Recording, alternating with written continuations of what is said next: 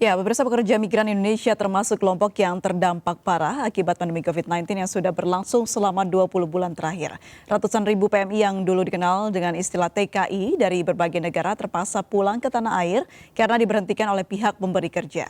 Mereka pun kehilangan sumber pendapatan. Saat hendak kembali ke negara tempat bekerja, pintu tertutup karena banyak negara yang memperketat kedatangan warga negara asing demi menghindari penularan virus corona. Nasib yang sama juga dialami oleh calon PMI yang baru pertama kali akan ke luar negeri.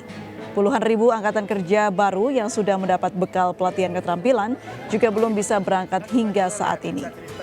Negara pun menanggung kerugian yang besar, pasalnya setiap tahun PMI mampu menyumbang devisa buat negara hingga 159,6 triliun rupiah.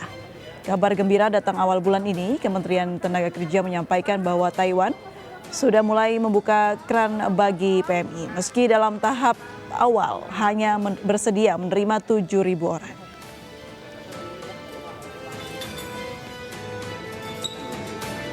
Ya, adapun fakta-fakta mengenai pekerja migran Indonesia selama dilanda pandemi selama kurun waktu hampir 2 tahun. Fakta-fakta tersebut dari pekerja migran Indonesia diantaranya yang pertama ada 174 ribu PMI yang kembali ke tanah air pada 2020 menurut data Migran Care. Yang kedua, hingga saat ini diperkirakan PMI yang pulang ke tanah air mencapai 500 ribu orang. Yang ketiga, setelah kasus COVID-19 di tanah air melandai, 88.973 calon PMI siap diberangkatkan kembali ke 22 negara tujuan. Yang keempat, perhitungan Bank Dunia devisa yang dihasilkan calon PMI mencapai 1,5 triliun rupiah. Pada tahun 2019, jumlah penempatan PMI mencapai 113 ribu orang. Dan pada tahun 2020, saat pandemi jumlah PMI anjlok menjadi 55 ribu orang. Serta pada tahun 2021 hingga Agustus jumlah penempatan PMI baru mencapai 46.043. Sebelum pandemi, realisasi penempatan PMI mencapai 260.000 setiap tahunnya. Ya, peluang pekerja migran Indonesia PMI untuk bekerja di luar negeri kian terbuka setelah kasus COVID-19 di tanah air melandai. Sejumlah negara bersiap menerima kembali pekerja asal Indonesia. Dan berikut ini negara-negara yang bersiap kembali menerima pekerja asal Indonesia, diantaranya negara Hong Kong, Taiwan, dan Korea Selatan. Rencana kembali dibukanya pengiriman pekerja migran Indonesia seiring dengan melandainya kasus COVID-19 di Indonesia menjadi momentum untuk memformat wajah baru pahlawan devisa tersebut. Dan kita akan membahas lebih jauh bersama Mas Anton Krisbianto, Deputi Managing Editor Koran Sindo. Selamat sore, Mas. Selamat sore, Mbak. Baik, ini kenapa kira-kira Koran Sindo memakai headline migran? Ya, karena kami melihat bahwasanya memang untuk masalah ketenaga kerjaan ini di era pandemi memang sangat krusial, di mana banyak sekali tenaga-tenaga para pekerja migran yang memang harus pulang ke tanah air karena memang dampak dari melemahnya ekonomi di negara-negara di mana mereka ditempatkan gitu. Tapi yang menjadi fokus kami adalah penempatan tenaga migran ini lebih kepada tenaga-tenaga yang 88% masih sifatnya asisten rumah tangga gitu kan. Dan juga yang perlu disorot di sini mungkin pemerintah juga harus berupaya memperketatnya adalah masih tingginya jumlah pekerja migran yang diberangkatkan secara ilegal. Karena dari data World Bank yang kami dapatkan pada 2019 dari 9 juta pekerja migran dari Indonesia yang tersebar di seluruh dunia, itu hanya 3,7 juta orang atau sekitar 40% yang diberangkatkan secara legal. Gitu. Jadi ada 5,7 juta orang yang berangkat secara ilegal. Dan ini kejadian ini kan sudah berlangsung berpuluh-puluh tahun. Dan mungkin ini menurut kami menyoroti ini karena agar pemerintah berupaya agar para pekerja migran ini diberangkatkan secara legal. Karena ada perlakuan yang berbeda. Dan juga merugikan negara juga ya, Mas Anton ya? Terutama selain merugikan negara, juga merugikan para pekerja migran itu sendiri karena jelas ada perlakuan yang berbeda. Karena mereka yang berangkat secara legal dibandingkan dengan mereka yang berangkat secara ilegal. Belum lagi ada hal-hal yang tidak diinginkan terjadi begitu dan tidak ada tanggung jawabnya dari negara. Nah, kalau melihat bagaimana pandemi ini melanda Indonesia yang akhirnya berdampak atau berpengaruh dari tenaga kerja atau tadi migran-migran yang dikirimkan ke luar negeri. Kerugian Indonesia nih dari data yang Anda himpun berapa sih, Mas? Kalau kerugian kami tidak menyorot kepada masalah kerugiannya karena menurut evaluasi kami tidak ada kerugian, tetapi adalah potensi penurunan devisa karena ada tenaga-tenaga kerja para pekerja migran ini yang harus pulang sehingga tidak ada pemasukan yang dalam sisi transfer dari negara tempat dia bekerja ke Indonesia gitu kan. Terus yang kedua adalah di pandemi ini bukan berarti para pekerja migran itu tidak bisa keluar negeri, tetapi kan tetap bisa keluar negeri, namun ada persyaratan-persyaratan yang ditetapkan oleh negara-negara tersebut. Sekarang misalkan Korea Selatan, Jepang dan Taiwan sudah mulai membuka. Begitu pula dengan Arab Saudi. Ini Arab Saudi ini sebenarnya merupakan salah satu negara atau negara paling besar yang menerima pekerja migran kita. Gitu. Kalau dilihat potensi devisa dari Arab Saudi ini kan sekitar 7,4 triliun satu tahun. Bukan jumlah yang sedikit ya? Bukan jumlah yang sedikit, dan harapannya dengan adanya kelonggaran di negara-negara tersebut, volume atau intensitas pengiriman para pekerja migran ini bisa lebih diperbanyak lagi. Baik. Kalau awalnya adalah negara-negara yang menerima migran itu memikirkan pandemi ini begitu ya, apakah Indonesia juga tidak bisa untuk memikirkan juga bagaimana tenaga kerja ini yang dikirimkan ke luar negeri tentang kesehatan mereka, karena negara-negara ini masih terpapar pandemi COVID-19. Betul.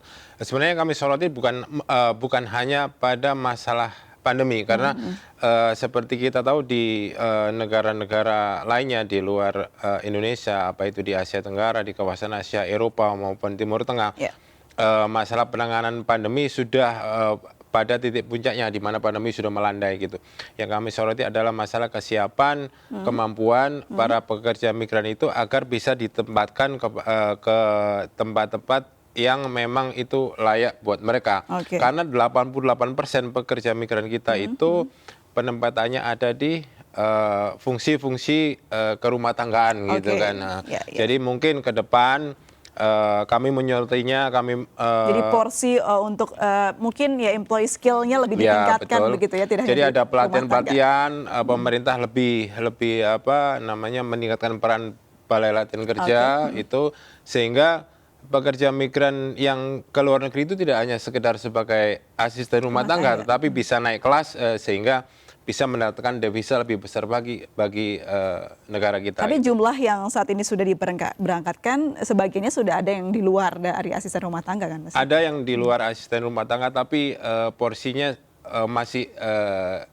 sangat jauh lebih kecil dibandingkan mereka yang diberangkatkan penempatannya sebagai asisten rumah tangga. Kalau kita melihat jauh lebih makro begitu, sebenarnya problem dari tujuan yang tadi disampaikan oleh Mas Anton tuh faktor-faktor penyebabnya apa ya sehingga tidak terrealisasikan? Padahal ini kan sudah cukup lama sekali ya. Seharusnya kita sudah mempunyai peningkatan dari skill dari masing-masing tenaga kerja yang dikirimkan ke luar. Kalau dilihat dari daerah-daerah yang jumlah pekerja migran cukup besar itu kan di Jawa Timur, dari Jawa Timur dan Jawa Tengah, di mana di dua provinsi ini memang banyak daerah-daerah yang dari skala pertumbuhan ekonominya kurang menguntungkan dibandingkan dengan daerah lainnya, sehingga banyak kawasan kabupaten-kabupaten tertentu yang memang jumlah tenaga migrannya itu banyak dari situ gitu. Misalkan di sisi selatan Jawa Timur, dari kawasan Tulungagung, Kediri dan sekitarnya, itu kan banyak sekali para pekerja migran yang memang itu mereka berangkat ke luar negeri. Sayangnya masih banyak para saudara-saudara kita yang sebagai pekerja migran ini memilih jalan singkat untuk jalan yang cepat untuk bisa berangkat ke luar negeri gitu kan. Meskipun itu ditempuh dengan secara ilegal dan alasannya apa sih, Mas? Apakah karena lebih cepat untuk menempuh yang ilegal tersebut atau seperti apa? Kalau beberapa kali kami memang melakukan wawancara dengan para pekerja migran itu memang mereka tidak ingin dihadapkan pada situasi yang syarat-syarat yang mereka tidak bisa memenuhinya gitu. Oke. Misalkan dari sisi umur, Oke. kan harus ada ketentuan umur berapa mereka harus berangkat gitu. Dari sisi skill, mereka tidak memenuhi. Sementara untuk kebanyakan yang mereka berangkat dari lembaga-lembaga Yang ilegal resmi ini ya, yang ilegal. tidak resmi ini, mereka penempatannya untuk asisten rumah tangga gitu. Yang itu memang lebih gampang dan lebih cepat gitu. Tapi edukasi mengenai adanya ya lembaga-lembaga tidak resmi ini yang nantinya akan terjadi hal-hal yang tidak diinginkan sudah disosialisasikan kan ke daerah-daerah tersebut. Kami Atau melihatnya minim sebenarnya informasi. ini kan fenomena pekerja migran yang berangkat tidak secara legal atau tidak Oke. melalui jalur semestinya ini kan Semestinya. sudah berlangsung puluhan tahun. Jadi tidak hanya di saat pandemi atau 2-3 tahun, tapi ini kan saya yakin pemerintah sudah tahu dan paham lah ini kantong-kantong para pekerja migran yang diberangkatkan secara ilegal itu. Jadi di sini memerlukan goodwill dan saya pikir keseriusan dari pemerintah untuk menertibkan ini tidak melulu dalam rangka mendatangkan devisa saja, tapi dalam rangka untuk Mensejahterakan juga ya, keselamatan dan kesejahteraan saudara-saudara kita yang memang mereka mengandalkan untuk mendapatkan Ya, karena pemasukan perlindungannya juga negara kita sendiri begitu dari ya, Mas. pekerja di luar negeri gitu. Baik, kan juga mereka-mereka ini adalah warga negara Indonesia Ya, yang perlu ya. kita lindungi begitu, Betul, tidak betul. hanya begitu keluar negeri dan lepas begitu kan. PR ini kita bicara PR yang harus dipersiapkan pemerintah selain tadi harus memperkuat atau memperkaya skill dari tenaga kerja yang akan dilempar begitu Mas ke luar negeri. Apalagi PR yang menurut Anda? Kami melihatnya pertama dari sisi gender, mungkin penempatannya untuk pekerja-pekerja yang sifatnya mohon maaf buruh kasar sebaiknya diserahkan kepada kaum laki-laki gitu lah ya untuk penempatannya, karena ada keterbatasan mungkin masalah tenaga dan daya tahan tubuh dan segala macamnya. Yang kedua, perlu juga dibuka peluang-peluang untuk pekerjaan informal gitu kan, seperti di manufacturing gitu kan, di pabrik-pabrik di Korea, Jepang itu banyak sekali manufaktur yang memang membutuhkan tenaga kerja gitu kan.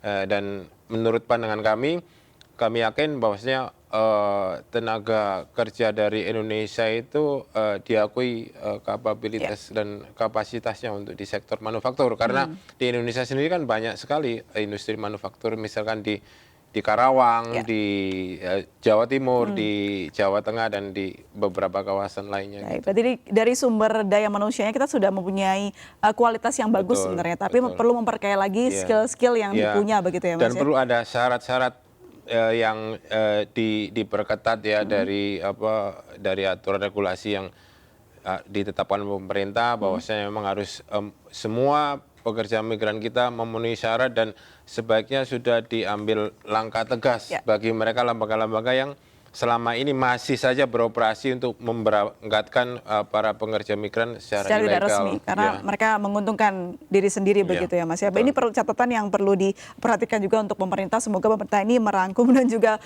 menjalankannya untuk evaluasi ke depannya, karena tidak hanya sekedar mendapatkan devisa ya Mas Antonio, tapi juga ini terkait keselamatan dan juga kesejahteraan dari warga negara Indonesia. Terima kasih Mas Anton sudah bergabung dan berbincang bersama kami di MNC News. Sehat selalu Mas. Baik, pemirsa, kita akan kembali usai jeda berikut, tetaplah bersama kami.